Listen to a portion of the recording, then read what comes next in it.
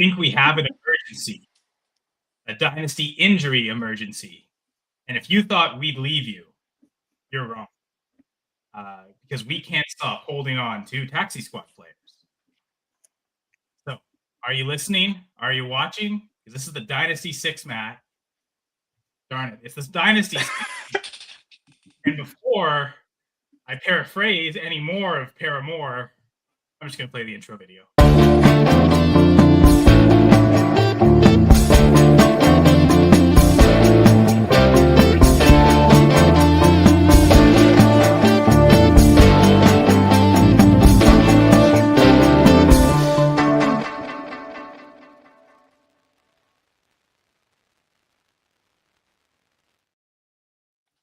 Hello, everyone, and welcome to episode 29 of the Dynasty 6. I am one of your co-hosts, Kyle Senra, and joining me are my co-hosts. We have Rahul Natarajan. Rahul, how are you doing? Doing well, Kyle. Good to see you. Good to see JV. Excited for another episode of the Six Pack. I love this Dynasty in the middle of the week, just to take stock of our great game, despite my waxing lyrical about redraft. Dynasty is where it's at, so it's good to have this midweek check-in. But you're right, absolutely right. Injuries hitting our rosters hard at this rate. I might have to get the call up, just get the boys going. Put myself in the lineup, get those points in. But other than that, doing very well. Excited for tonight's episode. Yes, everyone's here, including our other co-host. We'll get to him in a second. But more importantly, Albert's here saying hello, everyone. Hello, Albert. What's up, Albert? And that final voice you heard is Jamie Perog. How are you, Jamie? I'm doing great. I just want to shamelessly plug Dr. James Ferretti.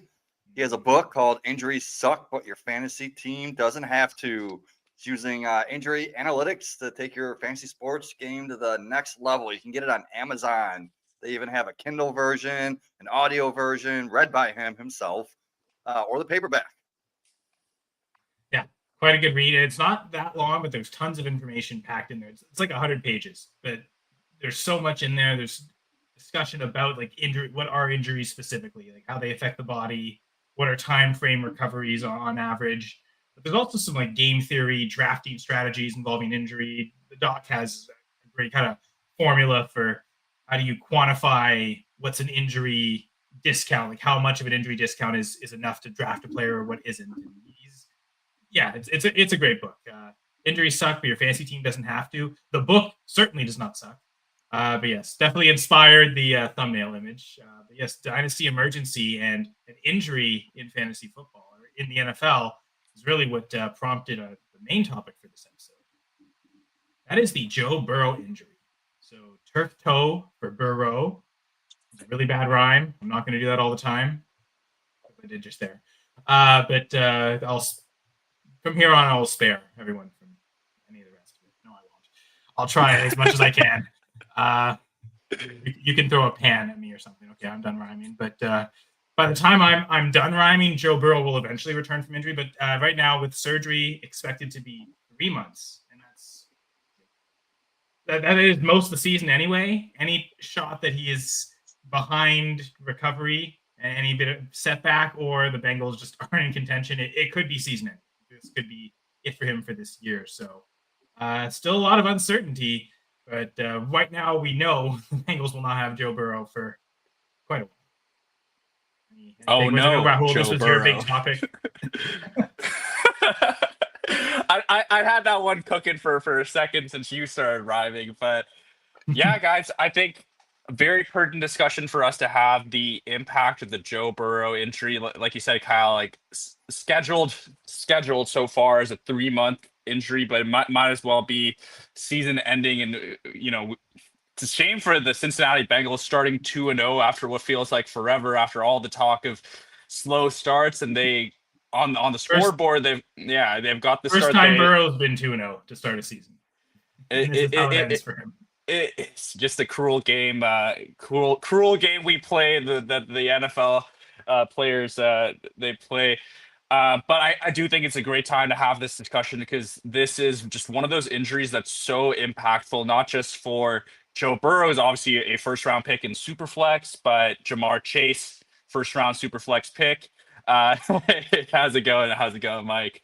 But then, of course, T. Higgins and Chase Brown as well. Both, probably top 60 assets in Dynasty. All three of them drafted first 3 rounds in redraft. I think it just impacts so many players. So I really would love to get into this topic and see how you guys are handling rosters with these players, teams without these players that there could be a market opportunity to buy, but just kind of getting the lay of the land after this Burrow injury is why I brought this topic to the table. And before we get into all the specifics, I really should properly intro the episode and say that we are brought to you by FantasySixPack.net. There's tons of great articles there, which include reactions to injuries sometimes, but also rankings, start sit, waiver articles, my goal line reports, eventually becoming goal line guides starting in week 5, matchup-based articles, tons of great content. But there's also the all-access membership, which gets you even more stuff. Cheat sheets, a lot of DFS and betting content. There's so much more in details that then is just available on the free site, which is quite a lot of content, but the all-access membership does get you access to everything. We are running a promo. Using the promo code F6PPods, you get a 15% discount on the F6P all-access membership. So promo code again is F6PPod. And I just want to shout out the Fantrax website for the partnership that Fantasy Six Pack has with Fantrax, and you can check out all those details at fantrax.com/Fantasy Six Pack. Even if we're done drafting, it's still never too early to see what kind of other formats are out there. Sites, because some of them aren't great. Certainly not great on the Joe Burrow news, so injury news. So Jamie, before we get into specific players, anything generally you want to talk about with Joe Burrow? Yeah, this could be a good time if you're not contending to maybe go out and try to buy a Joe Burrow in Dynasty. Also, if you could still get Browning off waivers and then try to sell him also after you get him. So just drop all your fab maybe if he's out there. Because Browning, he can be usable, man. Like I think I said yesterday, he was QB 7. Yeah. It was QB7 overall. He averaged 20 points per game from weeks 12 to 18, and he was usable. And this is, 12 to 18, 2023. 2023, yes, correct, when he played. Okay, just so that it's clear for everyone. But yeah, I think Rahul mentioned it. The 101 in redrafts in a lot of leagues was Ja'Marr Chase. So it's going to be the biggest importance. I put Bengals wide receivers because I feel whatever effects we feel for Chase, positive or negative, we're going to feel the same thing for Higgins. Right, guys? Like I don't see one of them benefiting more or suffering more from Burrow to Brown. I think they're both excellent receivers. That they're losing their starting quarterbacks. So there's going to be a dip, but I don't know that one is hurt more than the other.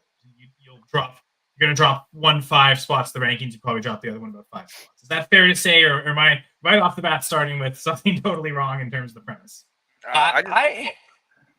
Sorry, JB. Yeah, I honestly, Kyle, I don't know if I do see it that same way. I think T. Higgins is going to be hurt more than Ja'Marr Chase will be.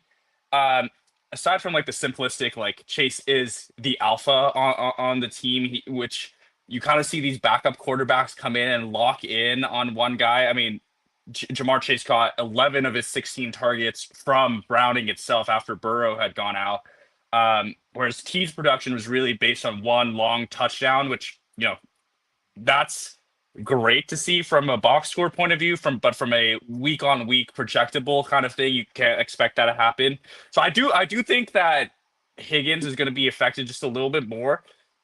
From a rankings point of view, dropping 5 spots from wide receiver 1 to like 6 or 7, maybe where we'll have Chase, it feels right. But when you drop that amount of points per game, whatever tax you take away from T. Higgins, he's already in that kind of scrum of a lot of wide receivers score very similarly. So even if you say like 2 points per game at T. Higgins level, that could drop in 10 spots down the ranking just because of how many more wide receiver 2s there are in fantasy scoring. But that range is so condensed in terms of points where Chase is at. There aren't many that are so high. So even if he's dropping, Yeah, say more points per game than Higgins is, it might not be as many spots. Okay, exactly. Yeah. And so just to give kind of an overview, the stats from weeks 12 to 18 of the 2023 season that Jamie referenced, this is when Jake Browning was starting. Ja'Marr Chase, he had 9.8 points per game in half PPR. This is good for wide receiver 37 over that span. He only had one game above 10.1 points. This is a 26-point game. So it was a big boom game. But he also had 4 games below 8.4. I think, Jamie, yesterday on the show, you said that aside from that one boom game, he had all of his other finishes were wide receiver 30 or below. So pretty, shaky production, right? T. Higgins, he was 11.7 points per game in half PPR over that span, wide receiver 25. He had 2 games, 20 plus, 3 games below 8.2 points. Again, ceiling was there in flashes, generally a low floor.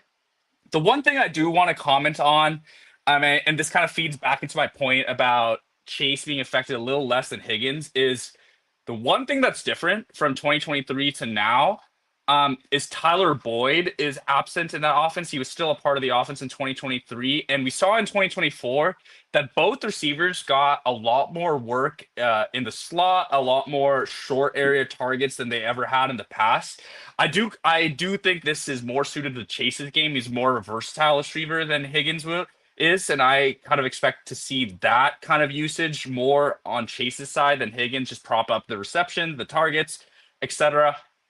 But overarching has to be a massive downgrade for both Bengals wide receivers, especially where you drafted both of them.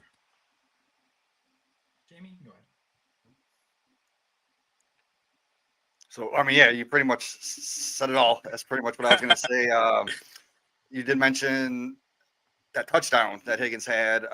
He only caught one of his 5 targets from Browning, and it was for a touchdown. Mhm. So with that, you could probably still sell him right now just because of that box score or the box score people are looking at. And I would recommend going out and selling him in redraft. So yeah, we are more of a dynasty show. Find redraft trades are so tough to make happen. I think I've made one in the last 2 years total across like all dynasty leagues. We play in Scott Fishbowl and Holly's playoffs. There's no trading in those leagues, but still, I do find it incredibly difficult to make redraft trades. So from a dynasty perspective, Jamie, I think you can still sell T. Higgins. Certainly as a contender, I think that makes sense. And even as a rebuilder, you don't really want to be buying T. Higgins. He's probably too old to say, even if next year is better, is that really where you want to go in that direction with the rebuilder? So, yeah. Higgins is probably a sell. Should we be looking to buy Ja'Marr Chase? Thinking that is there probably not a dip on price. If you want to buy Ja'Marr Chase, you're probably paying full price, but most of the time, whoever has Ja'Marr Chase is probably not even entertaining the thought of moving. Now, okay, without Burrow there for what seems like the whole season, is this the opportunities where the person who has Chase is actually willing to even just listen to him instead of just auto rejecting him? We'll actually go through and okay, does this make sense and think about it? So, I don't think it's awful in any league, whether you're a contender or redraft. Because Rahul, I don't know how much of a dip we're thinking for Chase. I'm probably still going to rank him as in the top 12 on a weekly basis anyway. He's not really falling that far. So, I'm even if you're a contender, I think go and see if you can buy Chase right now. I think that would be the one thing I would take away from all this is still expect him to get a lot of targets and maybe the quality of targets that he's getting, shorter depth of target, let him use his yards after the catch ability. That quality of targets doesn't go down as much going from Burrow to Browning as it does Higgins targets. The deeper downfield's one that needs higher the pinpoint accuracy. We just think that that's where Burrow's a lot better than Browning. So go buy Ja'Marr Chase, or at least go try and buy Ja'Marr Chase. Does that make sense to try and do that right now? I think absolutely, no matter your team build, rebuilder, contender, like you said, Kyle, this is it's like a market opportunity, right? Like generally any request for Chase that isn't just like you're selling your whole team, and sometimes even if you're trying to sell your whole team, it's just met with an auto rejection. Can you get like would you be able to send like Amon Ra or like Puka directly for Chase? Would you want to do that? It's a different question, but would you be able to get one of those tier 2 wide receivers directly for Chase? And would you want to do that? I could see why you'd want to do that, thinking that their production might end up being close to the same. I mean, man, after Ayomanor's big week last week, you probably don't, right? Like that's the part of the dynasty discipline. When you get those big points, should you sell off them? I don't know. You might want. I might. If I had Ayomanor or Puka, I don't think I'd want to be going out and selling them for Chase. I'd want to find other ways. Can I get them with Chase, right? So I probably wouldn't. But I'd look at like the next tier below. Like you got a Nico Collins. Mm-hmm. He scored a touchdown, but like that offense still isn't going that great. You get Nico, or even just a little bit added to Nico to get Jamar Chase. Can that be possible right now? Can you do like JSN plus maybe an older running back and send to the big contender who had Chase? Can you send like JSN plus like Derrick Henry and get? I was gonna say like when you're talking old running back, you mean like Kamara, like elite producer. Yeah, even Henry is massive. Yeah, those are all. Jamie, what did you think about all those trade offers? Like, are you thinking like that's what a fair value for Chase should be going at? Do you think people should be like strongly trying to go buy Chase right now? I mean, you could try to go buy them. I have Chase and a few. I'm not going to sell them for anything like that. I still have them as my number one, or at least 1 to 2 in Dynasty overall. But if someone offered you Puka or Ayomanor straight up, like Rahul said, I would decline that instantly. You'll still hang on to Chase, okay? Yeah. But on the opposite end, I would try to go buy Chase if someone's panicking. Maybe wait a few weeks after he has maybe a few low scoring games, and then say, hey, you're a contender. Do you want this guy and Derrick Henry for Jamar Chase? You said what, Jackson Smith and Jigba, Derrick Henry? Is that what you're saying, Rahul? Yeah. Of a wide receiver, that's certainly a couple tiers below Chase, but young with production. It is a market opportunity. Yeah.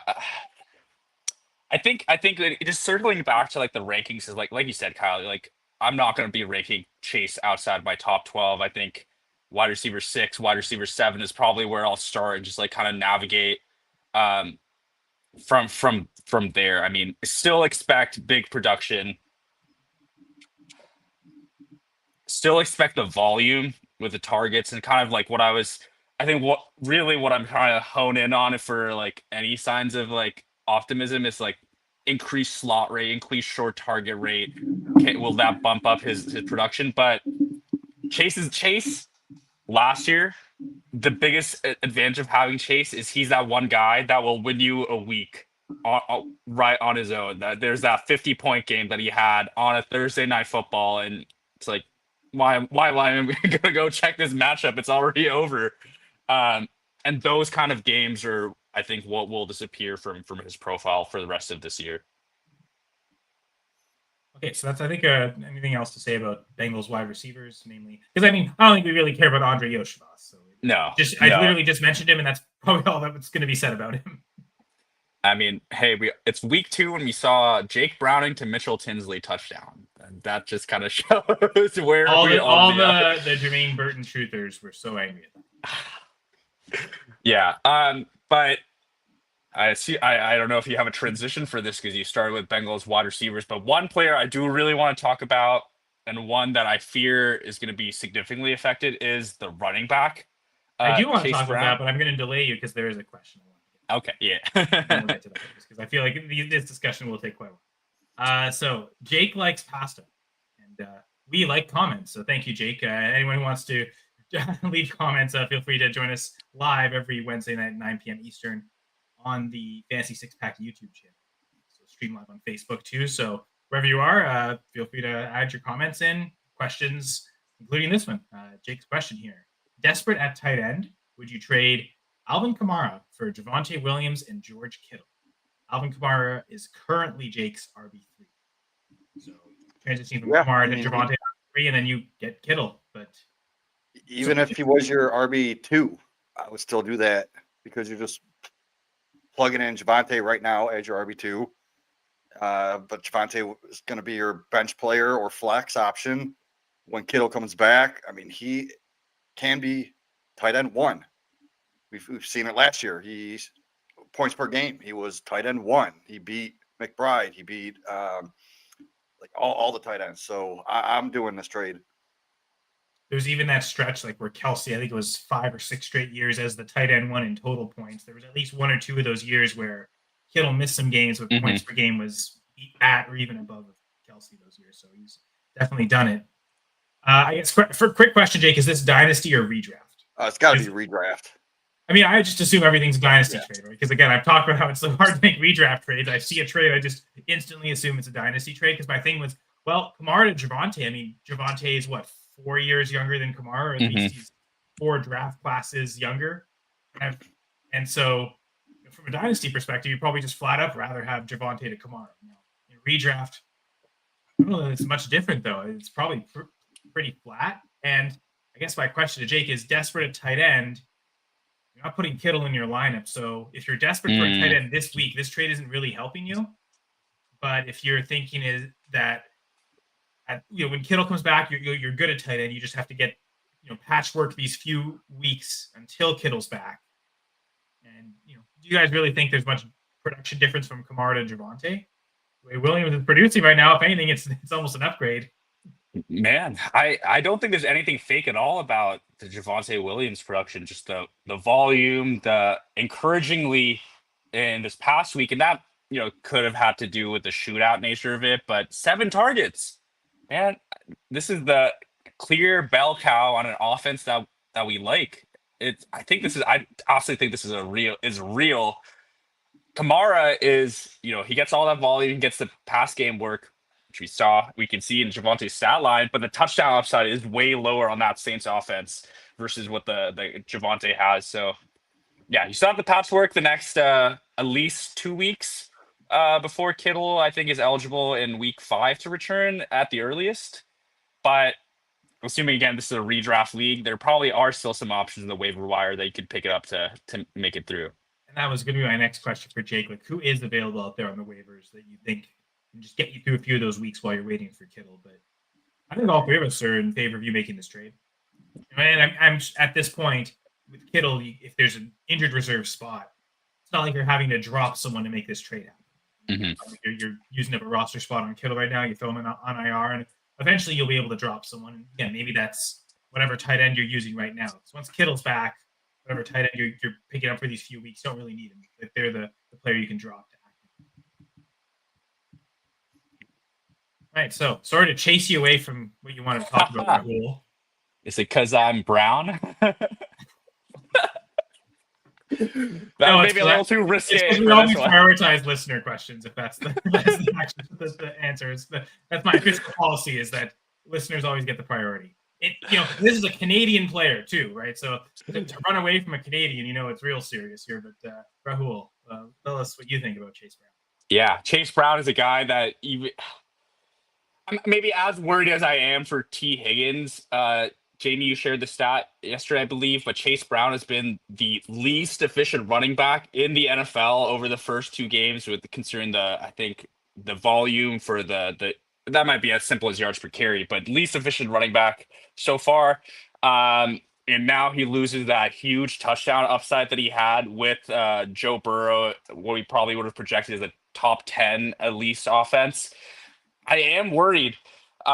What we can look at is he did get 2 targets from Browning. They were both on the final drive, and that's where I maybe struggle a little bit to extrapolate, because on those time sensitive drives, you're a little more checked down to the running back when the defense is playing prevent. What might be a little instructive is look at a player who's no longer a Cincinnati Bengal, but that's Joe Mixon. In those weeks 12 to 18 from the 2023 season, Joe Mixon was actually the RB8, averaging 16.6 points per game in half PPR. He had 4 games with 4+ targets with Jake Browning over that span, it was interesting for me to read. It could be like as simple as, hey, like, we can't trust this passing game as much. Let's get the running back going. There could just be like more checkdowns when you don't have a quarterback that's, as confident tossing the ball deep. So is that where we can kind of see this Chase Brown bet pay off? whatever it is, I think you do have to like downgrade him from where he was being drafted around like RB9 to RB12 to can he even return top 15 running back value? And that's, I guess, just where I get worried about Chase Brown. So how are you guys dealing with Chase Brown? Is he a sell? Very poorly, I will say. Yeah. No, sorry. Yeah. So for me, I was fading him all draft season, and I don't have him in any dynasty leagues. So there's not much I could do with him. But looking at his schedule, I think the first 2 games he had a pretty tough schedule for running backs. This week is a little bit easier, and then he has another stretch of like 3 games that are going to be tough. But then after that, it's all green from there, all the way to the pretty much the week 17. So maybe the schedule helps him out a little bit. Maybe they do lean a little bit more on the run because Joe Burrow's out. He might get a few more targets than normal just for those dump off passes. Like you said earlier, they don't have Tyler Boyd anymore. So what if those targets go to like Chase Brown if they like put him out into the slot? So yeah, I'm not too worried about it for Chase Brown as I am with the receivers, but I'm still not going out to try to buy them. And if you had them, I don't think you could get much for them right now. Yeah, I know the leagues I've got Chase Brown. I'm just going to keep jamming him in the lineups and hope. Yeah. No, and maybe like I talked with Ken Walker last week. Really huge mistakes. I definitely shouldn't have benched him in a couple leagues where I did. But maybe you start to consider benching Brown at times if you've got enough players. But I think I learned my lesson from Walker. Okay, let's just hold steady. To Jamie's point, and sometimes you see with backup quarterbacks, it's the yin and yang with the running back. I don't even know if I used that correct. Tom Brady definitely misused modus operandi like several times in his professional broadcast. He's paid like how much money for. So I misuse a phrase here or there. I think it's okay. But backup quarterback, does that mean more rushing attempts, more carries, more work for Chase Brown, but worse efficiency? The efficiency was already so bad. Is that even really a concern? And we know it's inefficient. So more volume is probably helpful. Maybe even if that's, I think if anything, we prefer that to be, okay, Browning's not throwing the ball downfield as much as Burrow. That is more checkdowns for Chase Brown than what would normally be accepted in this offense. So maybe a positive spin that way. I'm trying not to rank. I've tried not to rank all 3 of these guys too much lower. And I think it's part of it is, okay, we saw Browning operate the offense successfully a couple of years ago. It's not like he's left and gone anywhere else. Like he has just consistently been with this team, consistently been throwing to these guys in practice. Yeah, not nearly as many first teams reps as Joe Burrow. Now he's going to have all that though. Is there any chance that Browning's just better than he was 2 years ago as well? He got better, and maybe this offense really does just not to last year's standard, because Joe Burrow didn't do what Joe Burrow did last year every year. Like last year was his peak year, but the maybe more average Joe Burrow seasons, could Browning hit those levels? I don't want to say. I want to give him the opportunity to prove that he can. Like I don't want to just disregard it and say he can't. But let's see. Maybe this offense won't be. There might not be much drop off at all. So I think it's. I don't want to panic sell most of these players. So and again, also if anything, it's trying to. I maybe don't want to buy Chase Brown. Like Jamar Chase is the one I think I want to target is to try to buy from this group. If I have them, I'm probably just going to continue to start them. Is my takeaway. I'm not really looking to sell many of these players. That's fair. Sorry, Jamie, I interrupted. Go ahead. The offensive line was a lot better horrible. a few years ago, so you have to true. consider that too. You see, was it though? I mean, it's been pretty consistently bad the whole time. It's been a problem for Joe Burrow's entire career. That O-line's never really been good. So to be fair, that's probably why Chase Brown is so inefficient this year, is because the O-line, not only they can't protect Burrow as he's taking so many violent hits, but they can't run block either. That's not going to change. That's not getting any better, clearly. But I guess they've also, I don't remember the O-line being that good last year. They found a way to make it work. So again, we'll see. Maybe no, it's not all due. Oh, I think Kyle froze. Oh, Sorry, was that my Joe Cool impersonation? Very poor impersonation, I might add. I guess we're hoping Jake Browning can do a better impersonation of Joe Burrow than I can. I mean, he already did last week. I mean, he got the win. Everything looked good. I guess first question is, what have you guys seen in terms of Jake Browning activity? Was he on any Dynasty waivers? Was he already on rosters? Have you seen any trades with him in your leagues? I know it's only been 72 hours since Joe Burrow got injured, but has there already been some Jake Browning activity for you guys in your leagues? No trades yet on my end, but it basically took a max fab bid to win him in every single one. Yeah, the league that I have with the going for two staff, I have Joe Burrow, and I already had Browning on my roster, so I'm good to go there. Nice. Yep. There's let's see, there's every other league that I was in. Yeah, like you said, you had to put a max bid on him. I didn't get him. I wasn't really interested in getting him. I did put like a small bid in a few. Did not get him. Even in a single quarterback league, someone put $101 out of a $200 budget. I was like, that's a little crazy. But it's the same person in a Superflex league that I'm in did the same thing. He put $101 on him and got him. So maybe he figured that. I don't know what he was thinking. Like, is it a one quarterback league? I didn't even put a bid on him.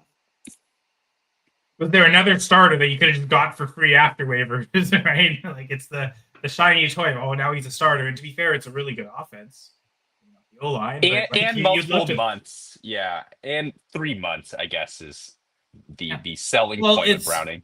It's we can consider him to be a starter like you would any other guys. Like if Geno Smith was available in a 1 QB league on waivers, like you consider Browning equal to Geno Smith, for instance. These guys are going to start most of the season. At least we anticipate with Browning. You looked at the other moves the Bengals made. Like, it seemed like backup depth moves because they've gone and gotten some other quarterbacks. But everything speaks to it looks like Browning's the guy, and they're just going to ride him. So, did they re-sign Desmond Ridder yet? Because I think if that happens, it's still going to be Jake Browning. Yeah, I can see contenders later in the year giving up their second-round pick for Browning if like one of their starters goes down and they're desperate. Because I did that a couple of years ago with Gardner Minshew. I just sold him on a team where I saw a contender needed a quarterback, and he gave me a second-round pick for him. So I Gardner Minshew was it Jaguars? Do you remember which team he was on? Not that it really matters. Oh man, it had to have been 2-3 years ago. I don't remember. Feel like Colts. I was thinking Colts too. No, it must have been the Jaguars. For the Colts. Okay, yeah, because there was a stretch of time where he got starts for the Colts to like end the season and stuff. I don't really remember who started the year. I mean, that might have been his start from the get-go. Anthony Richardson. He went out after 4 games. Richardson's rookie season, because last year was Flacco, but the first year. Correct. Hey, yeah, good point. Great memory, Rahul. So I've got a 12-team Dynasty league. It's a half PPR, half point per first down, tight end premium. 35-man rosters in the offseason. So this is one where it's deep rosters. So it's also, I don't know if you guys call this hyperflex. We start one at each position, and then it's a bunch of flex spots. So I think this particular league, 1 QB, 1 running back, 1 wide receiver, 1 tight end, 5 flex, and a super flex. And in those types of leagues where like depth at other position isn't as important, that's where I want to hoard as many backup quarterbacks as possible. So I had Jake Browning, and the poor team with Joe Burrow literally only had Joe Burrow and Dak Prescott on the roster. So I saw that. It was okay. Well, I've got Josh Allen, I've got Jared Goff. I don't really need Jake Browning. I mean, maybe later in the season I could, but if someone needs to start right now, could I get a second for it right now? And sure enough, I went to the teams and saw, this one team only has 2 quarterbacks. I wonder who. Oh, Joe Burrow. I got a 26 second. So you got it through. Huh? So Jamie, to your point, like you might have to wait in some leagues, but other leagues you might not even have to wait. If it's the Joe Burrow manager and they don't have enough depth, there's your perfect sell to them, and it's So I don't know. Like I when I saw it get accepted, I almost thought, like, did I just bail this guy out? Did I like make his life easier? No, I've got an extra second, so I can. That's a lot I can do with. So I'm happy to get that, but Is that almost too easy to do? Like if you have Joe Burrow right now, is this a dream trade to go just give up a second to get Jake Browning and replace your quarterback? Is that something you wanted to do? At a second, man, I feel like that's kind of a hasty decision. Even losing Burrow to Kyle, like you just said there, like you can do a lot with a second. We've talked about so many players you can buy with a second. It's like, can you get one of those like Mac Jones, Tyrod Taylor types just to get you through a few weeks and then reassess a little bit more? In that same league, I also have Tyrod Taylor, so someone would have to trade for him anyway if they wanted him. But yeah, because that might be the scenario. I think there might be a QB hoarder in your league that's just like hoarding all the like high upside backup. Yeah, I do that in a lot of my leagues. So I mean, Jamie, like if anyone who has that, like for those who have Jake Browning and you don't need him to start for you, see if you can get a second from someone who can. I mean, I know typically like Tyrod Taylor, for instance, like, okay, I think it's already been announced that Justin Fields is out. He won't clear concussion protocol in time. Correct. So, but Tyrod, you're probably not getting a second for. I think that's more the spot starters a week or two usually go for a third. Now, is there even a demand for Tyrod? I mean, unless you had if you had Fields and Burrow, sure. Like that's the team that will definitely give up a third for Tyrod. But like outside of those situations, I mean, sure, I guess Daniel's now too potentially. You know, there might be teams with healthy quarterbacks that like just aren't willing to give up a third for Tyrod right now to just sit on their bench, and then he'll just sit on their bench later when they might need him. So that's why Jake Browning's a lot more easy to move right now. But certainly, yeah, if you need a quarterback, you're right, Rahul. Rather than pay a full season starter price for Browning, go just try and get a spot start third price for Tyrod. That makes a lot more sense. Yeah, I agree with that. And I mean, Tyrod's skill set with the rushing, that almost the situation of the Jets isn't as good as the Bengals, but like his skill set means we think that can lead to fantasy points even in a bad situation. Yep. Are we good on the Bengals, guys? The only guy we talked about him all through the segment, but what do you guys think? How does this impact Joe Burrow's dynasty value? I saw some tweets from Scott Connor, who he himself is a Bengals fan, so there might have been a little bit of emotion tinged with this. But right after the injury, he was like, I don't even think you can consider Burrow a top 12 dynasty quarterback anymore just because of his frequency of getting long-term injuries. And I was like, that's an overreaction. But like, how are you guys adjusting Joe Burrow in your rankings? Man, I'm gonna publish my dynasty rankings of fantasy six pack. I'm going to email that to Joe tomorrow. Joe Bond, that is. Not Joe Burrow. Maybe I'll email to Joe Burrow, too, just to maybe some motivation in the rehab. Look how lower rank you. I'm struggling with where I'm going to place him, but I'm kind of feeling that, too. I mean, certainly, like I know he was widely accepted QB5, QB4 before the season started. There's no way I'd have him ahead of Mahomes. Now it's, okay, give me Mahomes, the healthy guy. Herbert was maybe cheaper, and I think who had him in tier 2 in the second episode? I think it was either Jamie or Rahul. I think all of us had Herbert really high. So that's the other guy, especially with the success he's had early. I'd easily rather have Herbert than Burrow. Bo Nix? No, I'm not moving Burrow down too far. That one's tough. Yeah, I still have to consider him in that like top 5 area. Like you mentioned, Mahomes, but like Burrow's a little bit younger. He also, when he plays, also puts up a lot more points. So, you know what I'm thinking? Jamie, Joe Burrow or Drake May? Because I do have Drake May right behind Burrow at 6. So I don't know if I should switch them. Give me Drake May. Give me Drake May, man. That's. Yeah, I was gonna say. Yeah, I'm gonna do that. I'm gonna put Drake May over Burrow. So Drake May is now a top 5 dynasty quarterback for me. You could put Herbert in the top 5. No, Herbert, I have I think 7, right behind May. Well, and that's the thing. Like that's what I'm saying. Like to me, like Burrow's falling behind guys like Herbert, Mahomes. I'm wondering, like you're saying, May. Yeah, maybe I'll put him over. I'm gonna put him over Mahomes still, but yeah, maybe I'll go May, Herbert, and then Burrow. So that would be 7 for me. I think I'm going to go a little lower because I'm thinking, here's one. I mean, they have the same injury, but one guy is maybe going to even come back this week. Like, I'll take Brock Purdy over Burrow at this point.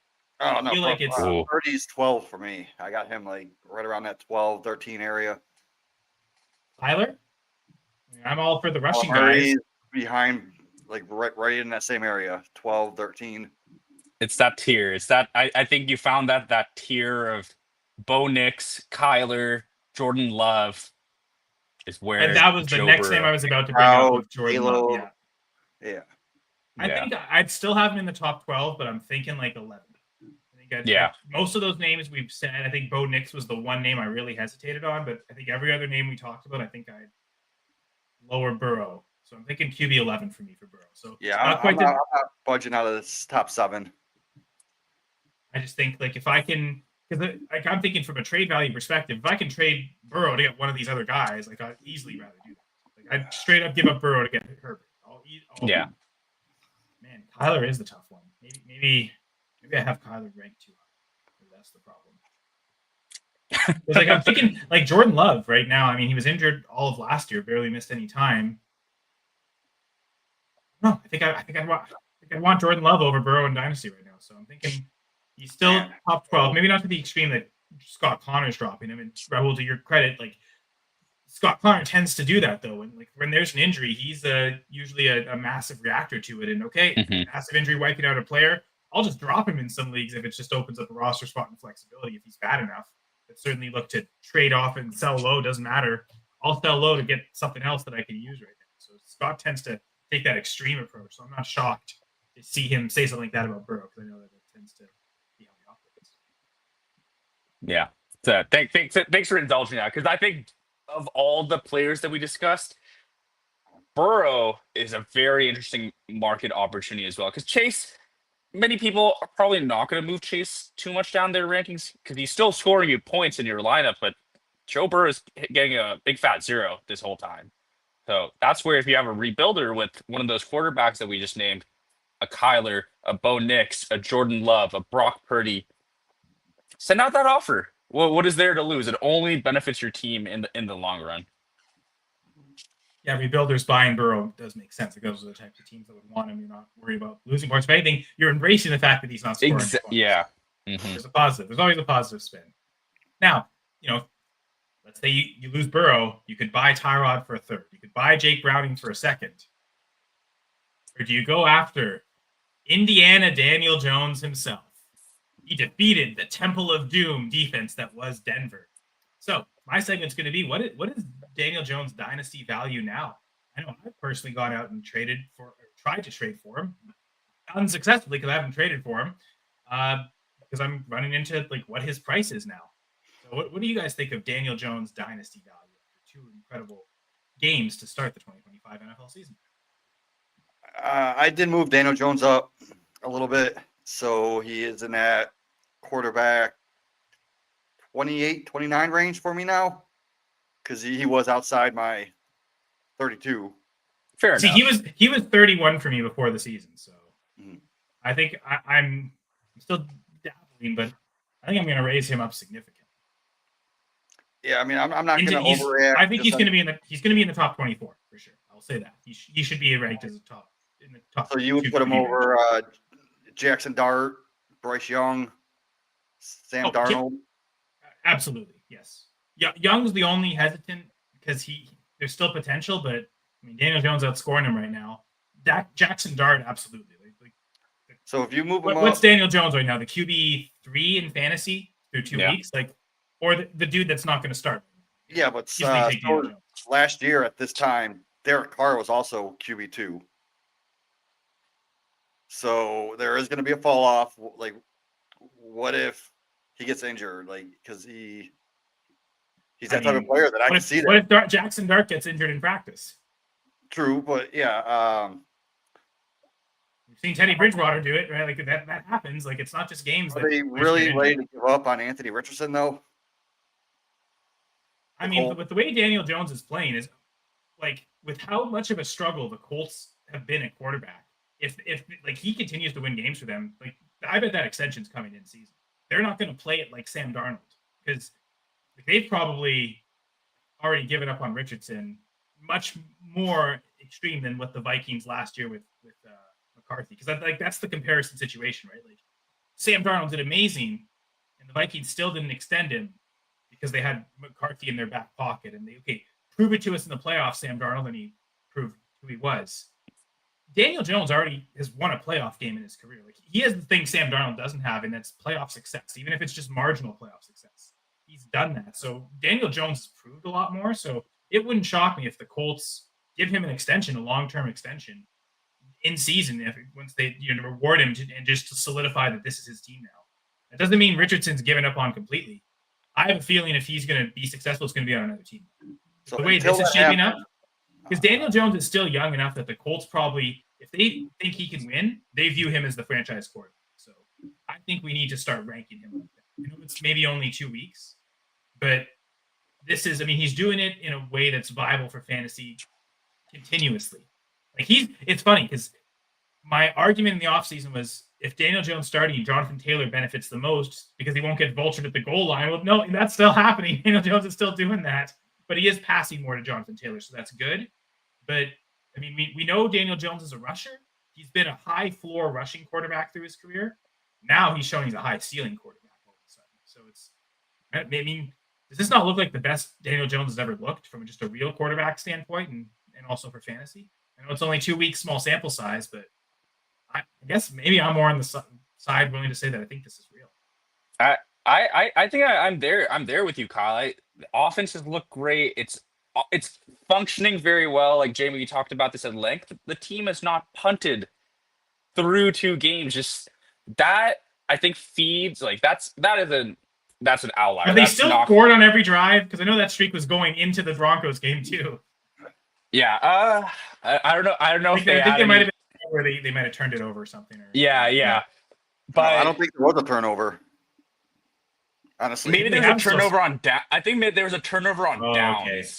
Which is hilarious that in the NFL they don't count that as a turnover, even though there's 4 downs. But in the CFL with only 3 downs, turnover on downs count as turnovers. You figure if like with 3 downs you can forgive it more than 4 downs, like there's no excuse. Like I've never understood that. How does that not count as a turnover? Like it literally is the name turnover on downs. Like it's that should be a turnover. Like that should always count as a turnover. That's my rant. Sorry.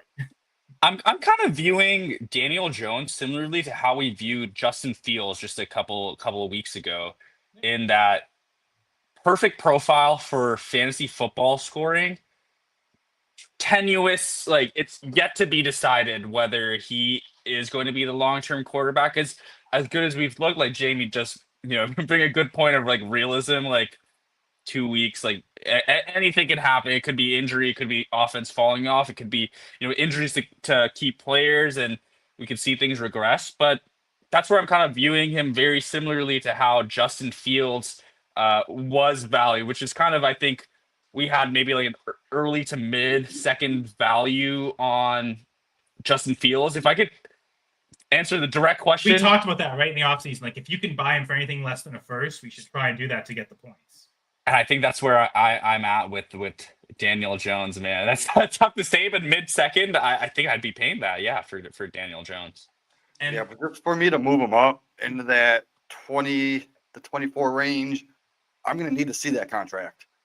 We talked about it with Kyron Williams. I had him down at like 18th. I said I wasn't going to move him up until he got that contract. He did. I moved him up a little bit. So same with Daniel Jones. Until moved him up to 17 for reference. Yeah, I think it was 15. But still, I said I was going to move him up. I did. I stuck to my word. He didn't say by how much. But yeah, no, I can't put him over like that Jackson Dart, who has even more of a higher ceiling with the rushing upside, better weapons. When he does start, I think like I have to put Daniel Jones behind him, and I have Jackson Dart already at like 2021. So I would say that 24 area would probably be a decent area for me if he gets that contract. Well, I'm just thinking before the season started, Justin Fields was my QB 24 in Dynasty. I know maybe that was a little too low for you, Jamie, but I feel like I'm replacing Daniel Jones with Justin Fields because he's also on a short-term contract. I know he's under contract next year, but that's it, right? So like I view in those guys, I think that's a really fair comparison, Rahul. Super similarly, right now I'd rather have Daniel Jones. So I also have Fields around that QB 20 area in Dynasty. And I was doing calculations. Someone wanted to buy him from me. And QB 20 would be a 108 to 109 in a super flex. So, Which, Jamie, perfect transition. Jones, sorry, you can finish now. Well, I was going to say, if you move Jones up into that area, I would try to ask if you're selling him for that like late first round pick. Or if you get an early second, maybe two seconds would do it for you. But I think QB 20 would equal that 108, 109 area. Well, the reason I haven't bought any Daniel Jones this weekend is because anytime I'm sending out offers, people want a first plus another quarterback, or you're just sometimes straight up for a first. But that seems like what people have established as the market value for Daniel Jones. In Superflex, he should go for a first-round pick. So that mark seems to be there. In theory, this is maybe the worst time to buy Daniel Jones because I think the mirage of Derek Carr last year, it's a fair comparison, Jamie, but they played the Panthers defense, which turned out to be like a historically bad defense last year, and then the Cowboys, and they were kind of in total disarray. And then from there on, the Saints got figured out. The Colts just did this against the Broncos, like arguably the best defense in the NFL, or certainly one of the best defenses last year. So I think after this game, there's a lot more realism that, okay, this isn't just a matchup-based thing. Like, he seems like he can do this against any defense. Mm-hmm. Maybe the Broncos defense is overrated. Maybe we're overrating them just based on last year's success. But after seeing him do that against that team, that's given me confidence. Now, I haven't gone and spent a first in him. And I think part of it is I've started with the RSO leagues. And that's where those are leagues I value the picks higher because it's not even just about the players you get, it's about the contracts.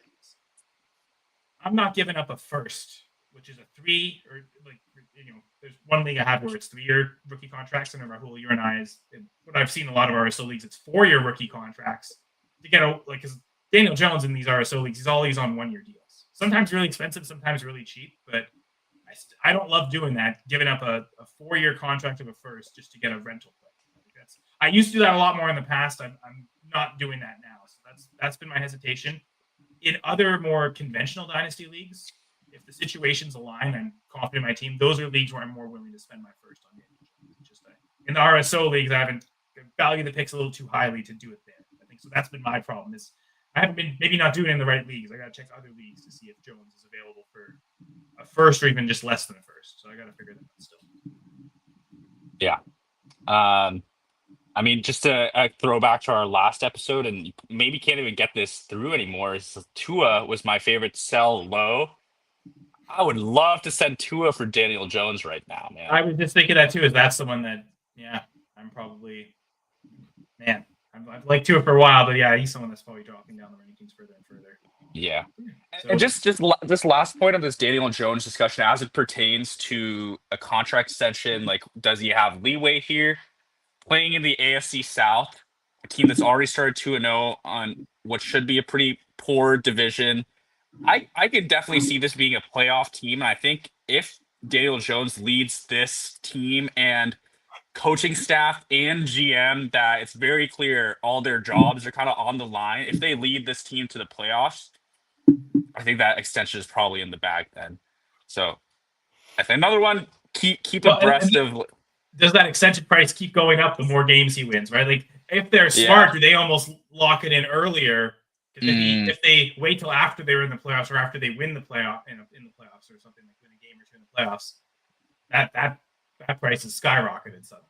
And he's making the like, oh my god, I can't, like, instead of it being a Justin Fields contract, it's the Daniel Jones contract from 2 years ago when he won one playoff game. There you go, perfect. That's it. Yes. My God, why did they pay that? Right? Like, they might do Daniel it again. Jones. The new he might Kirk be the new Daniel Jones. Yeah, sorry. Daniel Jones is the new Kirk. Yeah, Daniel Jones is the new indie Daniel Jones. Okay, enough of that joke. No more doom and gloom. We're going from the Lost Ark to Taxi Driver. Or in this case, the Taxi Squad. So, Jamie, you had a Taxi Squad steal and Taxi Squad tips and strategies to bestow upon us. So go ahead. Yeah, it's I call it Taxi to Titles, where we're using taxi players to chase championships. So basically breaking down why activating those Texas squad players at the right time can be like key to winning now.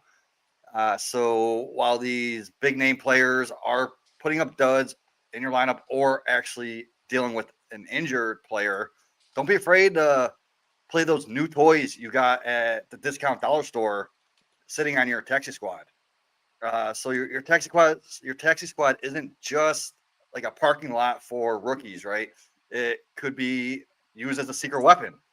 Like too many managers act like it's only for long-term stashes, but in competitive dynasty leagues, those guys can be game changers. You plug in mid-season to swing a matchup right now. So like unlocking that competitive edge, like every single week matters, right? So while your league mates are busy hoarding prospects for future production, you could be plugging those guys right into your lineup and filling gaps or stealing an edge when injuries do hit. So that's how you create separation by like turning those hidden upside gems into real points today. So some reasons to activate. Look at usage breakouts, right? Watch those snap counts and target shares. Um, when the role starts growing, like that's your green light to activate. Acting fast on a breakout can be a difference between stealing an extra win and making the playoffs. So when you're in the playoff push, as the season winds down, upside beats patience. Like those extra points from a high upside stash can flip a matchup and keep your title hopes alive. So timing is everything. Like pulling the trigger too early, it wastes a roster spot. But waiting too long can cost you a win. So look for data trends, snap percentages, red zone usage. Let's see, the matchups, of course, and think of it as upgrading your roster without spending fab or draft capital, right? So don't let those taxi players just collect dust at the end of your roster. Like the path from stash to starter is where championships can actually be won. So be proactive, trust your evaluations, and turn that hidden depth into weekly point production. Like that's how you can go from taxi to titles. What do you guys think? I love it.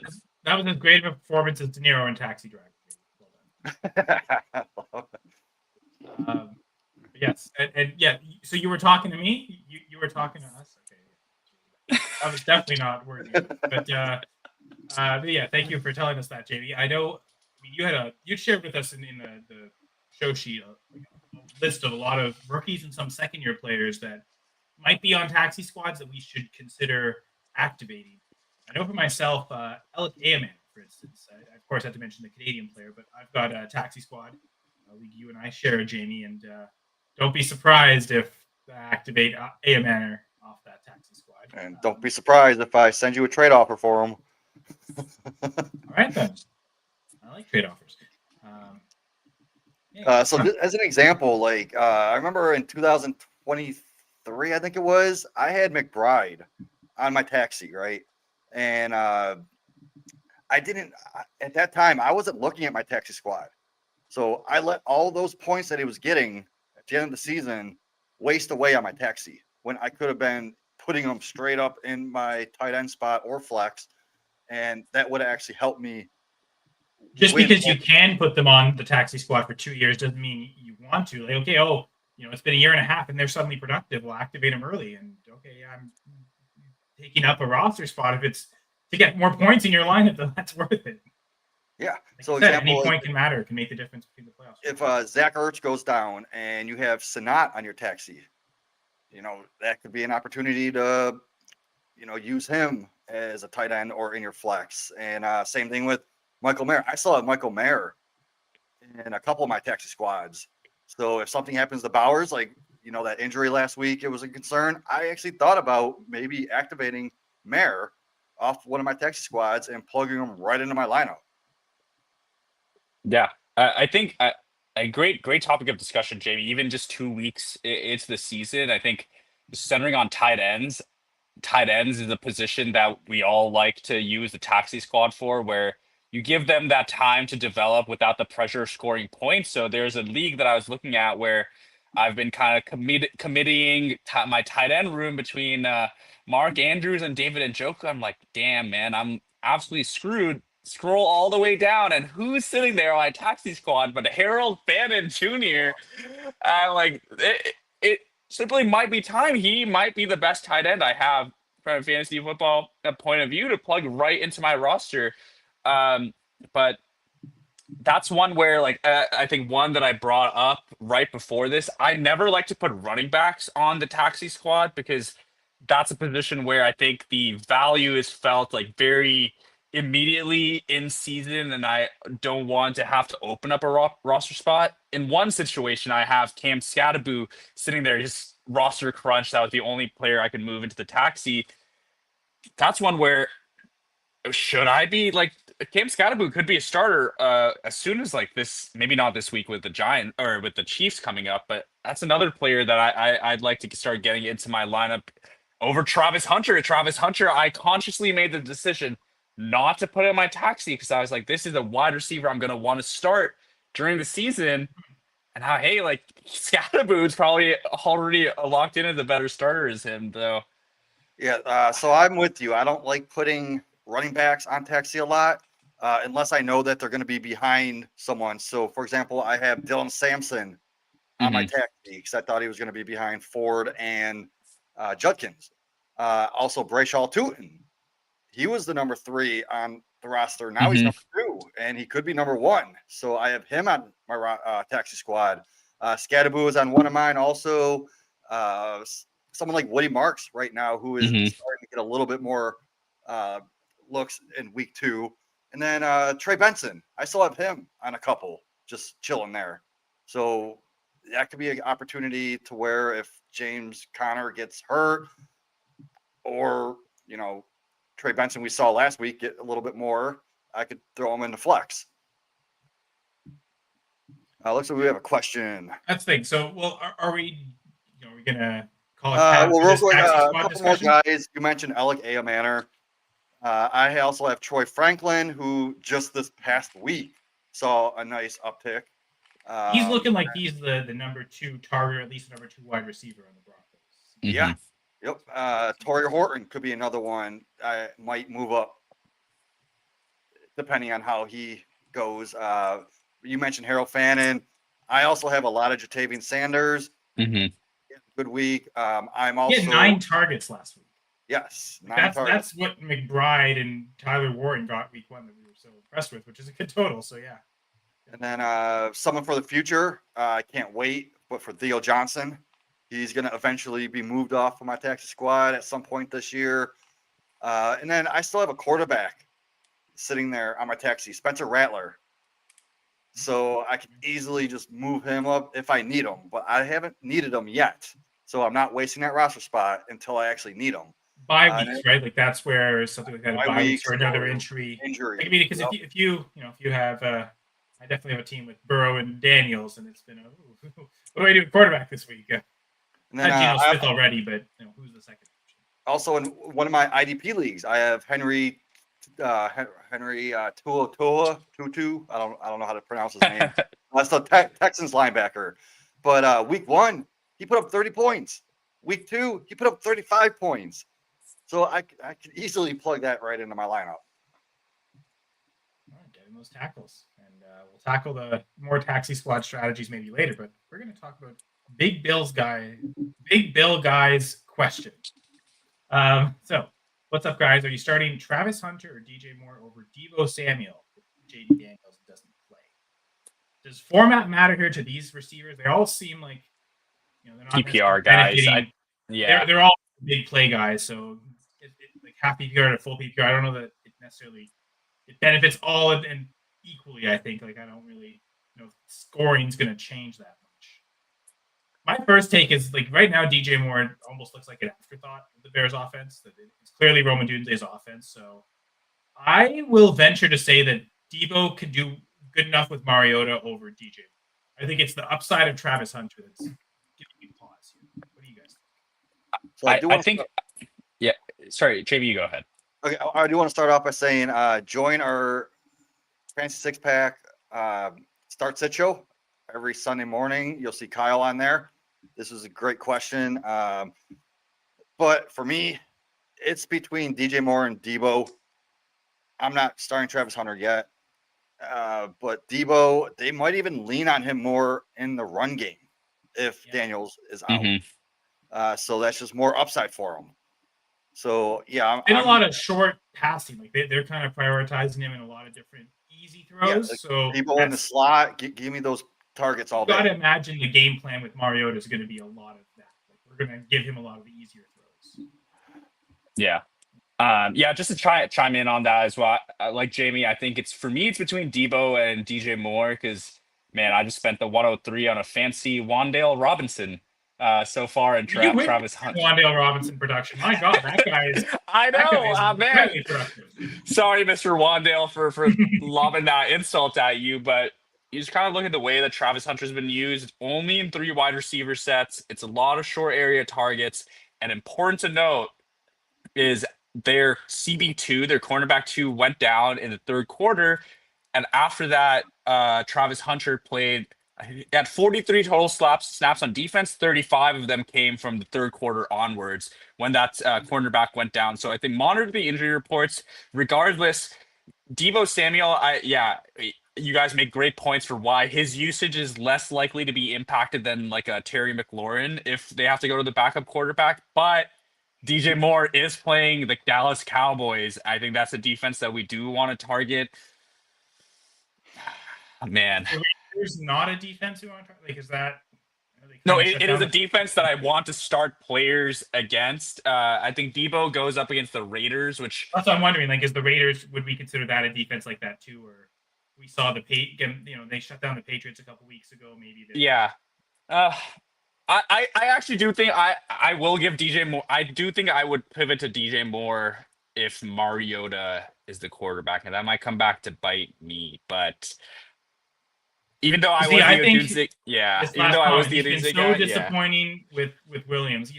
I think I'm sticking with Debo. Let give Debo a chance to prove he can do it with Mariota. I mean, last year it was against the Panthers, to be fair, but Mariota kind of crushed the Panthers. I guess it's that caveat, right? But I don't know. I think Debo's been the featured piece of the offense.